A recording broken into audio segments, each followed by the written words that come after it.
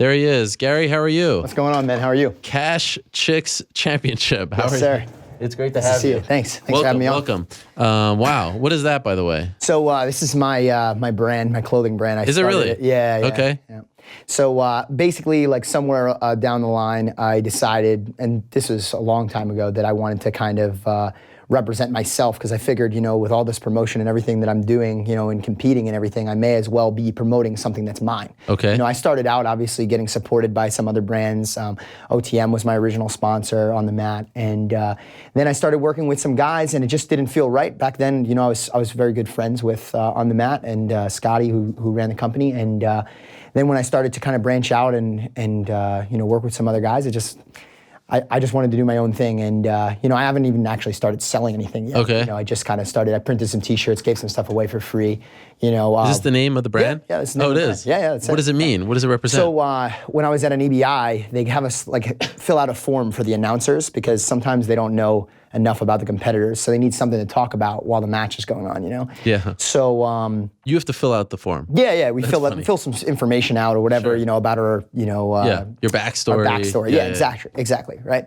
So one of the questions was like something like, why do you compete, or something like that? And I was like, it's very simple. The 3 C's: cash, chicks, and championships. Oh, I see. Okay. And then, so it started out as like kind of a little bit of a joke, but then when I thought about it, I had always wanted to start the brand, and then I said like, well, why not that? You know, so I think it's a little edgy, and it could be a fun kind of thing. You know, I've heard. You know, obviously this is an MMA show, but sure. we've dabbled in the world of BJJ quite a bit, and we'll get to that. But some have lamented the fact that they can't make. It's hard to make money in BJJ. Sure. Sponsors, you know, events and things like that. Mm-hmm. Have you had that experience, or has it been good for you? Has it definitely think I've been on the better end of it than some people, just because I got into jiu-jitsu at the perfect time.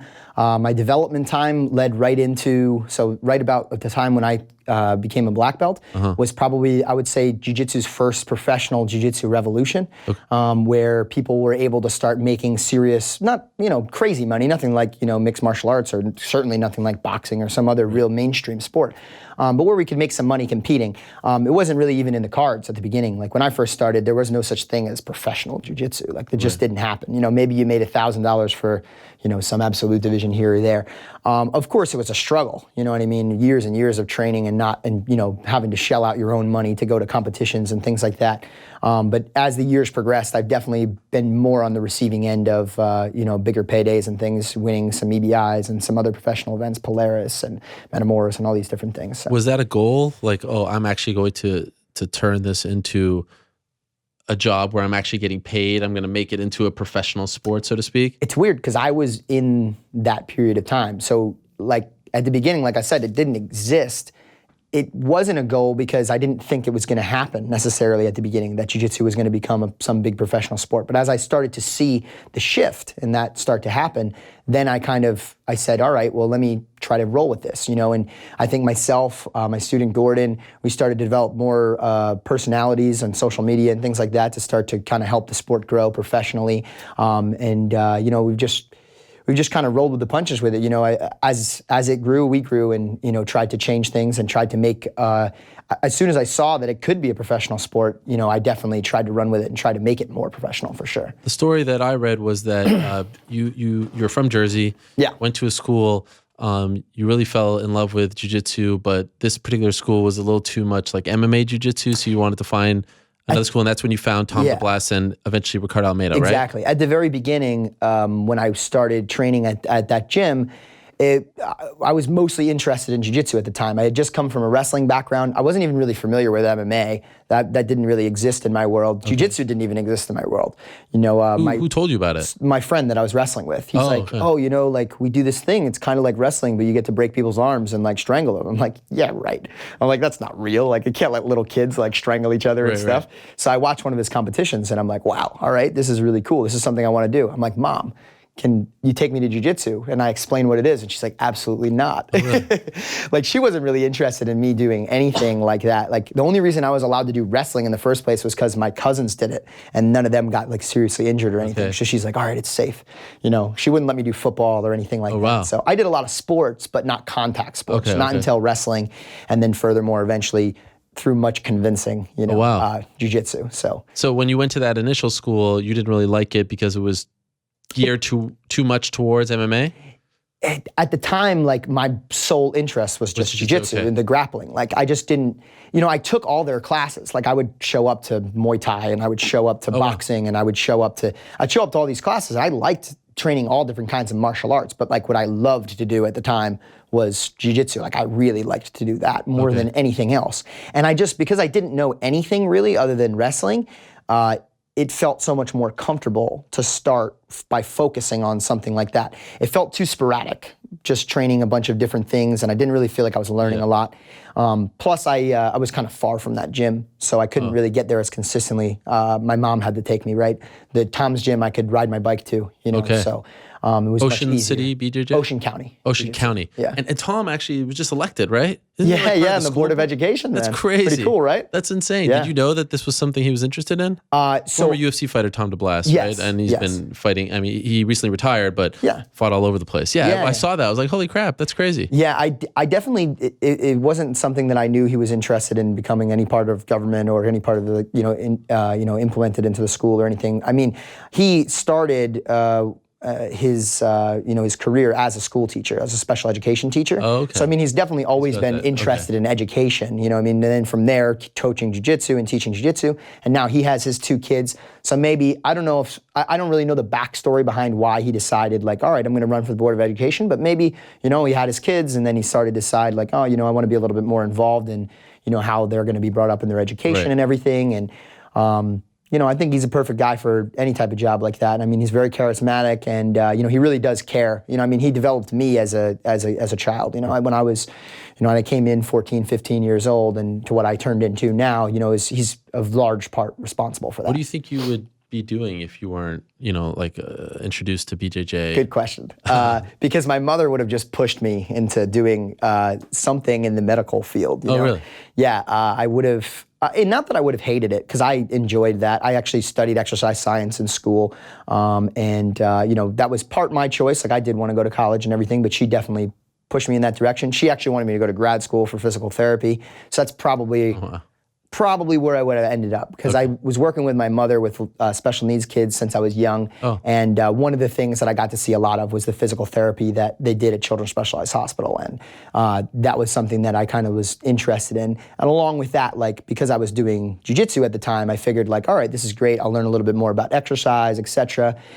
But again, it was right around that time that professional jiu-jitsu started to pick up, and I was thinking about opening a gym, thinking about potentially, competing more for money, etc. So that kind of faded out, and what the real goal became was to, make money either teaching jiu-jitsu or competing in jiu-jitsu. Well, you think you'll go back to that at some point? What do you mean by working with special needs? Oh, I always do. You still do? To say the least. I mean, I'm not actively volunteering or working with anybody or any particular group at the moment. But my mother's constantly involved. My sister just started working at Children's Specialized as well. And great. Anytime that they have some sort of a camp or something that I can be a part of, I do. I worked.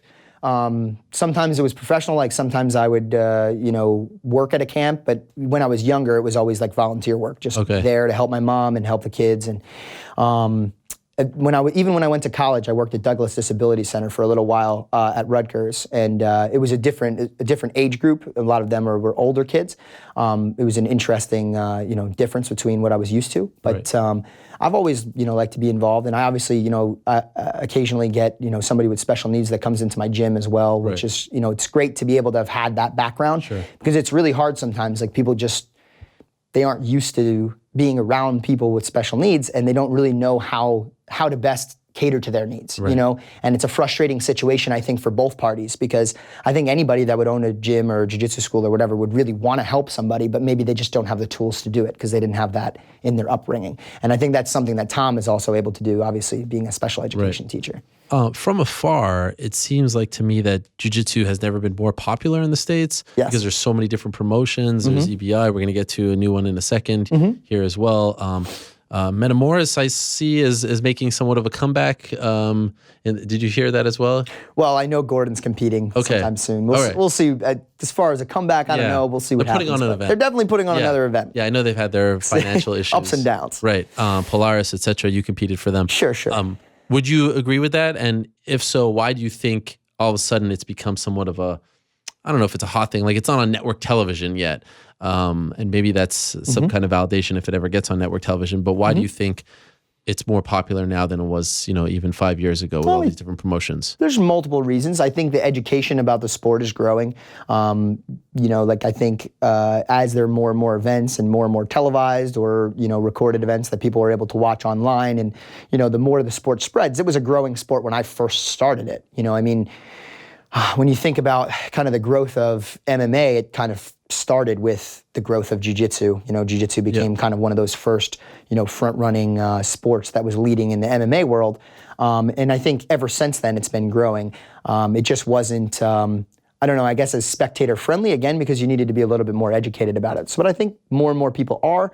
And then I also can't, take away from the responsibility of those promotions doing a good job, getting the word out there, different financial backers, putting some money into it, people that were interested in jiu-jitsu and had some money that they wanted to invest to try to grow the sport. And, I kind of related to that. I think that's probably how, any sport starts to become more professional or mainstream. It starts with, something small, some people putting some money into it. And, if the public likes it and they show up, then, it can grow into something, self-sustaining instead of just an investment. Some talk a couple of days ago about jiu-jitsu possibly going to the Olympics. Yeah. What do you make of that? Do you think it ever happens? I think it might now, because I believe it's possibly going to be backed by the Arab Emirates. And they've done quite a bit with the development of jiu-jitsu in their countries. It's like basically it's like their national sport. They have kids learning it in school, etc. So I think they have a great ability to get things done, as opposed to kind of the previous conversation was, well, let's get jiu-jitsu in the Olympics, and it's just like a bunch of Facebook posts. Like nobody, I don't really feel like any driving force was really behind that. Right. But now I think that it's possible. As to whether or not it's good for the sport or whatever the case may be, I can't really comment yet because I don't know exactly what's going to happen. But I mean, I'm always happy to see, different rule sets and different promotions take on events. I think that's what our sport needs more than anything, is just that growth. At the beginning of this whole professional jiu-jitsu takeoff, and I still think a little bit today, people were trying to cut slices of a pie that was so small, instead of trying to grow what they had and trying to grow the sport. People would be asking me, you need to sign this and be exclusive to our organization and this, that, and the other thing. And it's like, well, we don't even really have a viewership yet to do something like that. Like, you're trying to get such a small slice of something that's just not even there. So I think the more promotions and the more different rule sets, the more people get the word out in different countries and view it in different places, the more viewers we'll have and the easier it'll be to put on bigger professional events. Could you do the Olympics, or because you're a professional, you can't go? Good question. Don't know. I don't know. Would you want to do it if you could? I think so. Yeah, right. Why not, I mean, that's kind of a pretty prestigious thing. Yeah. There's not a crazy monetary incentive in our country to win the Olympics or anything. Sure. I think it's like pretty damn cool, especially if but it's still the first one. Awesome. You know what I mean? Like, to be a part of. So I don't see why I wouldn't want to be. I'm obviously starting to head more towards MMA now, but jiu-jitsu will always be my roots, and I wouldn't hold back from wanting to do that. So. Before we get to MMA, your next event is on December 9th, correct? Yes. In Greenpoint, Brooklyn. I used to live right there. Cool. It's amazing. It's for a new promotion called Kasai. Yes, Am I pronouncing it first correctly? one. I believe so. Yeah. I'm not 100% sure Some either. heavy hitters are behind it. John Cholish, former UFC fighter. Hollis Gracie, Kenny Florian. And it's a one-night tournament, lightweight tournament. You're a part of the tournament, right? Yes. How did you get involved with them? And does the world of jiu-jitsu need another promotion?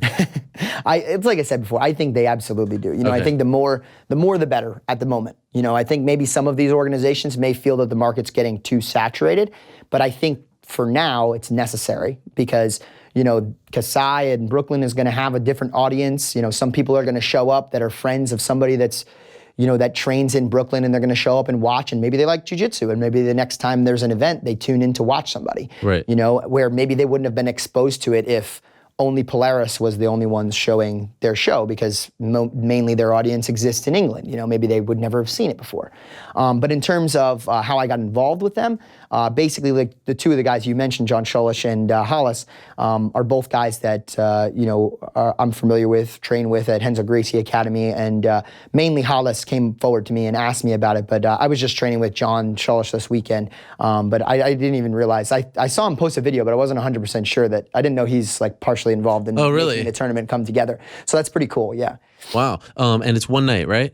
I believe so, yeah. Wow, so you have to fight... I think it's like a round robin thing. So you got to fight more. It's not like you just fight, win, and then the next guy. I think you have... This is the point system, right? If you get a submission, you get X amount. Draws, X amount. Exactly. What's your favorite point system, if you will? Because I know EBL has their own thing, Metamoris has their own thing. What's your favorite? My absolute favorite is just to do a match with no time limit. And then that's for me personally, like my favorite way of competing, because I'm so confident that I'm going to win in that rule set almost every single time against almost anybody.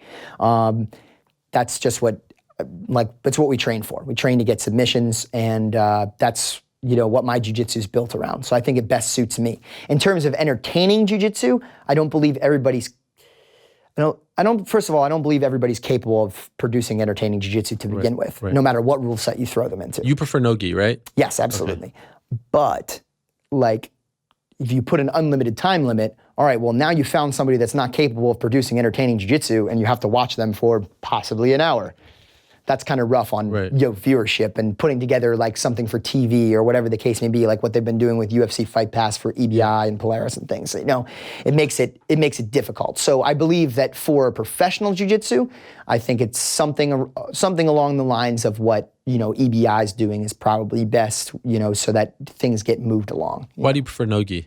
I prefer no-gi. Well, it's similar reasons, because when I started doing it, I was just way more successful without the gi. I just would win a lot more tournaments with no gi, and I still competed many, many times with the gi, but then at a certain point in time, I would say somewhere around 6 years in my development, which had been mainly gi actually, because it's just the way most jiu-jitsu schools were structured, I started to branch off and say, you know what, I want to focus on this. Partially because I was good at it, and partially because the majority of the professional organizations that were existing at the time, and still today, all do no gi. Okay. It's not usually, there's not too many that really focus on gi or even have gi exist in them at all, I also read that you said part of the reason why you want to finally make the transition to MMA, and I know that you've been sort of asked about this in the past, was that you want to actually teach your students better. So that a lot of the people who come to you are eventually going to want to go to MMA, and you can't say X, Y, and Z unless you've actually done it. So are you strictly doing this from a teaching perspective so that you could be a better instructor, or do you actually want to pursue MMA? It's definitely not just that. I think somebody was tweeting at me the other day, attacking me, you can't just do MMA because you want to be a better teacher, you're going to get killed in there, this is a real sport or something, I don't know. And we love to go off on people in social media, so it was just good fun for me. But no, I mean, of course, it's not the only reason, but it's a big reason. I think that it's always been the biggest surrounding reason behind anything that I did, whether it was competing in jiu-jitsu or moving forward into MMA. I know that competition is just a short-lived thing. It's just not something that I'm going to get to do forever. And I'm already thinking about what I'm going to be doing in the future after competition. And I know that's going to be teaching. So a big part, for sure, of why I'm competing is to further my knowledge, to further my experience, so that one day when that's all over, I can say, hey, I did X, Y, Z, I was there, I did this, it worked, it didn't work, this is my reference point, and, take that as you will, Not everybody's capable of doing that. Some people have injuries, some people, just weren't capable of competing for whatever reason, and there's some great coaches that are able to do that. John is able to do that, and he makes use of his time in other ways. He studies the sport. John Danaher. John Danaher. He studies many different sports and really puts things together well for us in terms of training camps, whether it's for jiu-jitsu or mixed martial arts, and he's done that with many different successful athletes in the past. And, he hasn't been a competitor himself. I mean, he obviously has rolled live in the gym. I found this out about maybe a year or so ago, but I didn't know, but he actually had a little bit of a Muay Thai background when he was in New Zealand. He did some Muay Thai, so I didn't even know. But yeah, he did. So it's not like he never trained before. It's not like it's some guy that just walked in and is here's how you do it. But certainly not competing, but still able to change the sport in dramatic ways, which I think that his athletes have been able to show in their performances. You recently signed with One. Mm-hmm. Competed for them in a grappling match against Shinya Aoki, who coincidentally is fighting for their welterweight title on Friday. Mm-hmm. Why One? How did you end up there?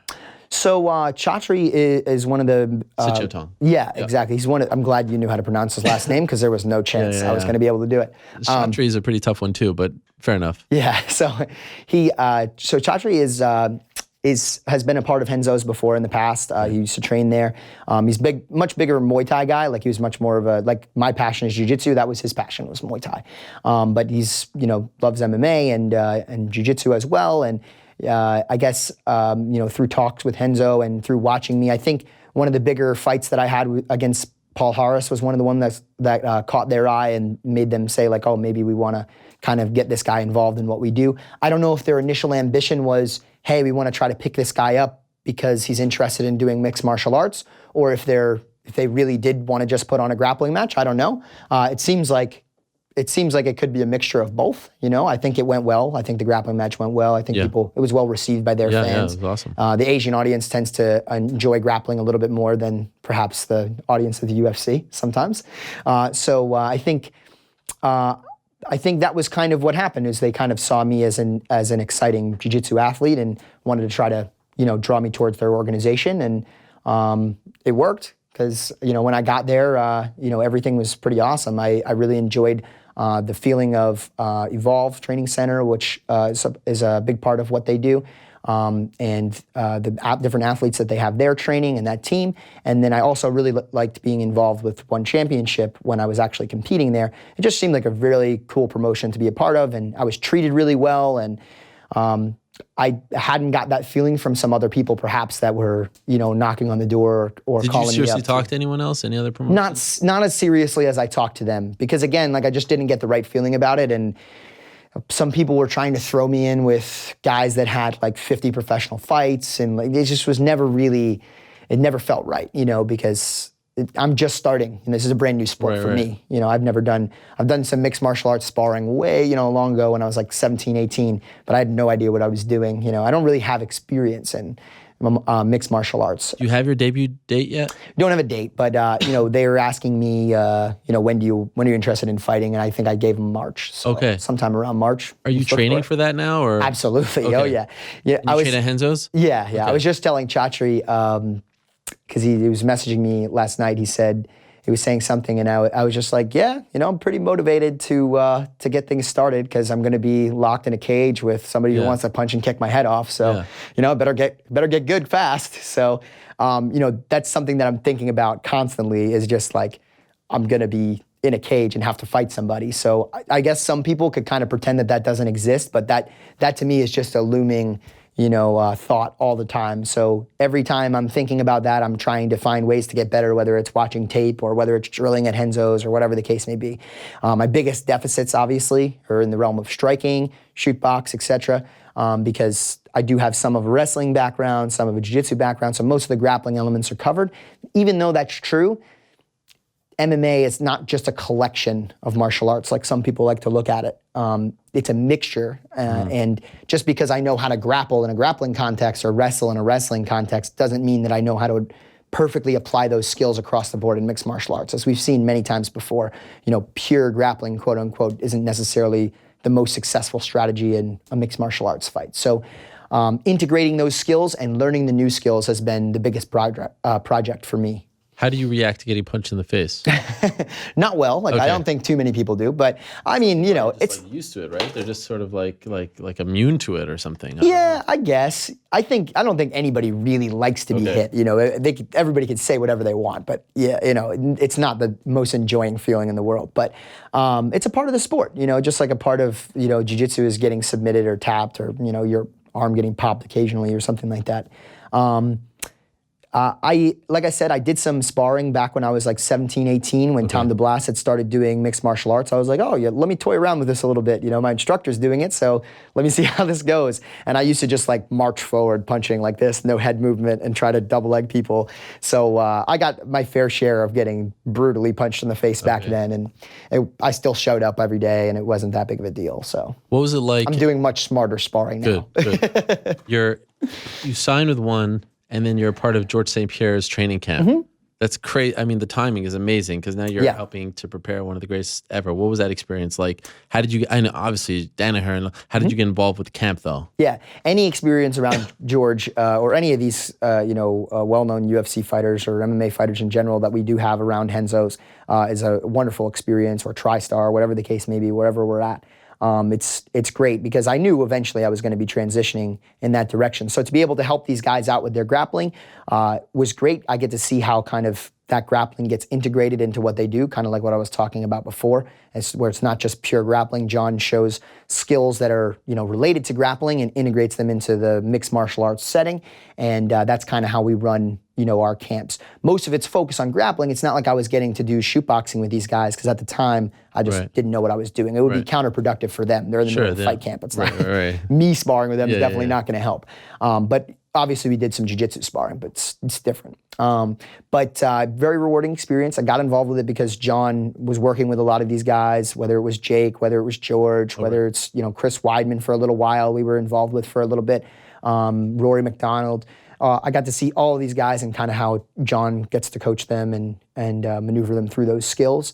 And I think my first experience really working with George in camp was with the Nick Diaz fight. And at the time I was still in college, I was like trying to negotiate with professors, like, please, put off this exam. Because every Thursday we had to fly down or drive down to, Montreal and then train and then I'd fly back. So I'm missing all these classes. Wow. Things were piling up. I got like 4 hours of sleep. I was crashing into mile markers and medians stuff at the time just because of lack of sleep. And it was a crazy time in my life, but I wouldn't take it back for anything because I really got an inside look as to what that was like, and even furthermore into this more recent fight. And you told our own Danny Segura, you predicted that he would win via submission. Yeah. Why were you so confident that he would win that particular way? Well, I did believe that was going to be a high probability circumstance, mostly because I felt as though his skills to get him to the ground were going to be much better, than his opponents. And from what I saw in his grappling training, he was doing a really good job. Most of our camp was built around holding the opponent down, essentially like, why am I forgetting his opponent's name? Michael Bisping. Bisping, sorry. So I kept like trying to replace the name numerous times, and I just gave up after a while. All right. So anyway, Bisping, one of his greatest attributes is his ability to get up after he gets taken down. So the majority of the camp was, all right, we're going to take this guy down. Well, how are we going to keep him down? And how are we going to do damage when we take him down? So we don't just take him down, he just springs right back up. What's the point of the takedown, right? So that was a big part of our camp. And in seeing that, a big part of our camp was, all right, we take him down, we keep him down, we do damage, and get this guy to expose his back. And that's exactly what happened in the fight. So I thought there was a high probability of that happening. Wow. So were you at the fight? Yeah, I was in the fight. Yeah. What? You weren't in his corner though? No. Okay. John is his jiu-jitsu. Like, I'm not qualified in my opinion, I'm not qualified to be someone's MMA coach right now. Just like I said, like, I just don't really have experience in that realm. I'm his training partner, but certainly not his coach, John is the one that's in the corner always. Guru. Mm-hmm. Yeah. Will you go to TriStar to prepare for your debut? Good question. I think I will definitely make trips there. John, as well as myself, is always a fan of consistent training and consistent training camps. So it'll probably be more of a place that I visit to pick up some skills and to train with some new people, as opposed to a place where I do camp. I'm probably going to do that more in New York because it's just unrealistic with my responsibilities to like move to Montreal for 2 months and do a fight camp. But I definitely see myself going there, certainly, to work with George or any of the other, great professional athletes that are there to help develop my skills and figure out what I need to improve on. Does this mean that you're going to do less BJJ in 2018? Absolutely, yeah. Will you do zero BJJ in 2018? No, I can't see that. I mean, that was a big part of negotiating the contract with one was, I definitely want to still be able to grapple. If there's a discrepancy between if it gets too close to whenever I'm supposed to fight, I'm not supposed to, they can just nix it whenever they want. If they tell me I can't grapple, they will, but they're pretty reasonable. It's another reason why I was willing to work with them because I feel like they care, Okay. So I think they're in line with what my wants are. They've also, opened their mind to potentially having other grappling matches like the one that I had against Shinya. So potentially you may even see me grapple there again next year. Who knows? Does George fight again, in your opinion? Does George fight again? Good question. I think they would have to give him a good fight. But there's a chance he doesn't, because that's the impression that I get. I can see there's a chance that he doesn't. I don't really, what does he really have left to prove? Sure. I mean, there could have been a chance that he didn't come back to fight Bisping in the first place, right? I don't know. He did so much already in the sport. He can walk away at any time, and I'm sure tons of these guys are talking shit because they want him to get fights. But I'm sure they all have the same real feelings. Like even, Tyrone, when he was talking to you as I was sitting in the green room or whatever, he at the end, he's like, the guy did everything, so much for the sport. He could walk away whenever he wants. Would you like to see him fight Conor? Yeah, I'd love to see that. I know when he did his most recent interview, I don't know if it was with you or somebody else. It was with you, right? Thank you for watching. No problem. He was saying that like he thought that it would look bad if he was saying that he wanted to fight. So he's just such a nice, such a nice guy. I think the right thing for him to say would be like, I want that fight with Conor, but he's like, he's lighter than me. That looks bad. So I guess that's how he looks at it in his mind. When I say Dillon Danis, what comes to mind? Sunglasses is the first thing that pops into my head. That's not bad. But considering the alternatives, that's not bad. He was on this show in studio, and we spoke right before your latest match against him, the rematch. And he spoke about you and the rivalry, if you will. Sure. Where does this stem from? Why, from your perspective, why is there this issue between you two of the most famous people in BJJ, right? Yeah, I think. I most of my criticism was like just jokes about his social media, which was just, it's pretty easy to pick on. I don't know what to tell you, but it wasn't a very hard target. I was going to be competing with him, so anybody I'm going to be competing, I just look for, all right, where's the weakest link here? How can I attack via social media? So you like trash talk? Absolutely, yeah. Okay. I think it brings an element of excitement to the sport that's off camera, right? Well, not necessarily off camera, but off out of the fight. Sure. Because, all right, so you have the fight and that's the event, but there's got to be a lead up. There's got to be a build up. It's like watching a movie where there's no drama, where nothing it's just like an average day at work. Like people want to see, emotion. People want to see a reason that these two guys are going to fight. What's the lead up? What's the reason? What's the rationale between, this guy, not necessarily hating the other guy, but why are these two going to be pitted against each other in a cage or in a ring or whatever the case may be? And people get very excited about that, as we saw with I guess when I was a kid with WWF and all that stuff, WWE still stands strong. People love it, even though they know it's not real. They like that drama. That's all that sport really is. Right. Obviously there's some physical performance, but that build up that drama. So then they still have a huge following. So there's something to be said for that. Am I going to take it as crazy as Conor? Probably not. Am I going to take it the same direction Dillon is? No. I do my own thing, and I like to have fun. I make my funny videos, and I consider myself to have a decent sense of humor. So that's kind of the route that I'm going to go. I'm just going to be me for the most part, or a slightly exaggerated form of me. Does he take himself too seriously, or do you think that it's kind of shtick on his part too? I think a lot of it's persona. Okay. I think he does take himself a little too seriously as a person too, but I don't really have like deep-seated hatred for Dillon Danis. No, it's whatever. Especially since but it was gratifying to beat him, right? Absolutely, for a second time. Yeah. But it's not something that I think about at night. It's nothing. I don't dwell on it. Do you think he ever fights in MMA? Good question, because he's been signed for a while now.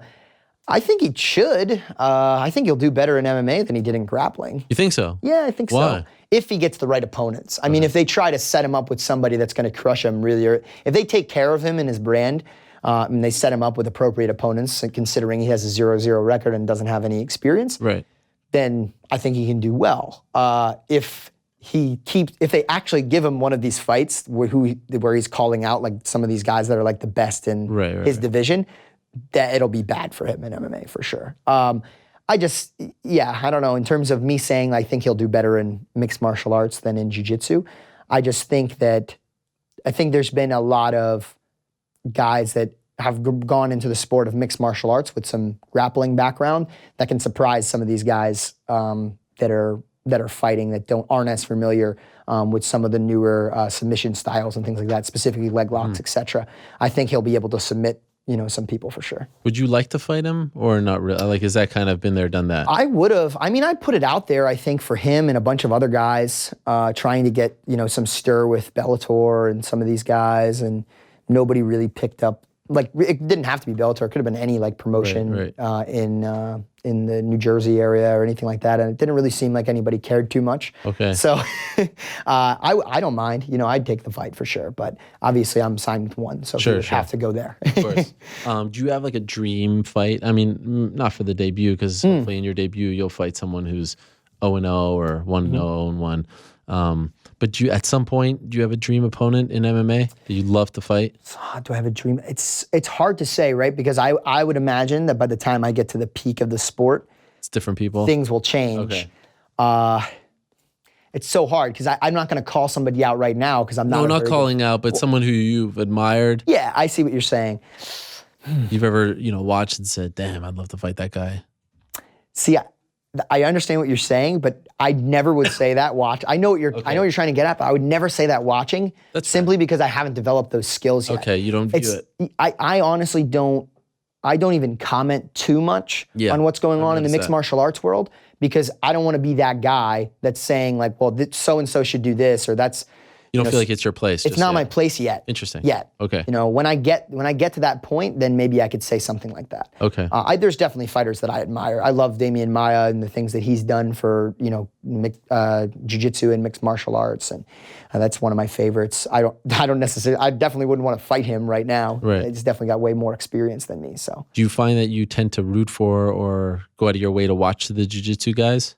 Do you have a connection more I watch the guys that I have a connection to on my team. Okay. So, George I worked with, so absolutely, I was going to either be there in person or I was going to watch that one. Okay. Whenever Rory fought and we were working with him, I'd go to watch him. Frankie Edgar for a long time when I would train a little bit more at Ricardo's.